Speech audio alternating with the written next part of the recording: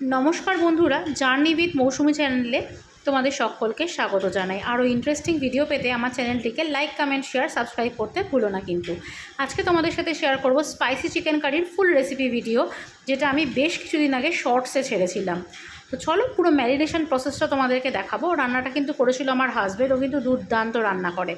মাংসটা ধুয়ে জল ঝরিয়ে রাখা ছিল। এরপর এখানে দেওয়া হলো আদা রসুন বাটা, এরপর দেওয়া হবে পেঁয়াজ বাটা, আর একে একে গুঁড়ো মশলা। আমরা যেহেতু গুঁড়ো মশলা খেয়ে থাকি। তো চলো ভিডিওটা দেখতে থাকো। এবারে দেওয়া হচ্ছে ধনে গুঁড়ো, হলুদ গুঁড়ো, জিরে গুঁড়ো, শুকনো লঙ্কার গুঁড়ো, নুন। তোমরা কতটা মাংস আনবে তার উপরে কিন্তু নির্ভর করবে তোমাদের মশলার পরিমাণ। চলো ভিডিওটা দেখতে থাকো। এরপরে কিন্তু দেওয়া হয়েছিল কাশ্মীরি লঙ্কার গুঁড়ো। দেওয়ার পরে কিন্তু মাংসটা খুব ভালো করে মেখে নেওয়া হয়েছিল। আরও একটা জিনিস দেওয়া হবে, দেখতে থাকো।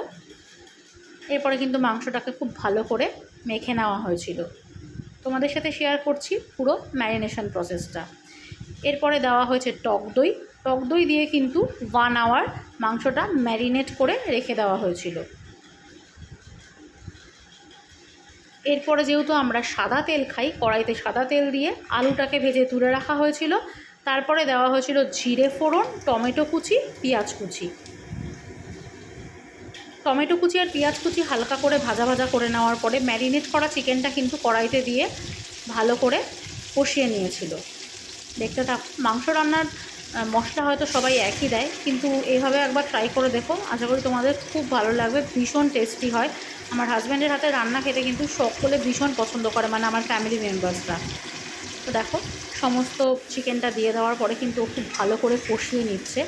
এরপরে কিন্তু আলুও দিয়ে দেবে। আলু দিয়েও কিন্তু খুব ভালো করে কষিয়ে নেবে।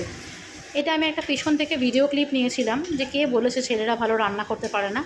আমার হাজব্যান্ড কিন্তু দুর্দান্ত রান্না করে। এবারে দেখো, আলু দিয়ে কিন্তু ও খুব ভালো করে মাংসটাকে কষিয়ে নিয়েছে। লাস্টে ভিডিওতে তোমরা দেখতে পাবে আলুটা কতটা সুন্দর গলে গেছিলো, এত টেস্টি হয়েছিল খেতে। ভালো করে কষানোর ওপরেও কিন্তু রান্নার স্বাদ নির্ভর করে। ভালো করে কষানো হয়ে গেলে কিন্তু ও জল দিয়ে দিয়ে ঢেকে দেবে। সামান্য জল দিয়েছে, আমরা যেহেতু একটু কষাই খাই, তো সেই কারণে কিন্তু পুরো জল দেওয়া হয়নি, মানে পুরো পাতলা টাইপের হয়নি, একটু কষাই হয়েছিল, তোমরা ভিডিওতে দেখতেই পাচ্ছ। তো এবার দেখো মানে অল্প জল দিয়েছে। এরপরে কিন্তু চিকেন কিন্তু রেডি। দেখেছো আলুটা কতটা সুন্দর গলে গেছিলো। এরপর নামানোর আগে কিন্তু দেওয়া হয়েছে সানরাইজের শাহি গরম মশলা। শাহি গরম মশলা একটা আলাদাই স্মেল, মানে আলাদাই স্মেলটা আসে, দারুণ লাগে। তো এইভাবে একবার ট্রাই করে দেখো, তোমাদের সকলের ভালো লাগবে।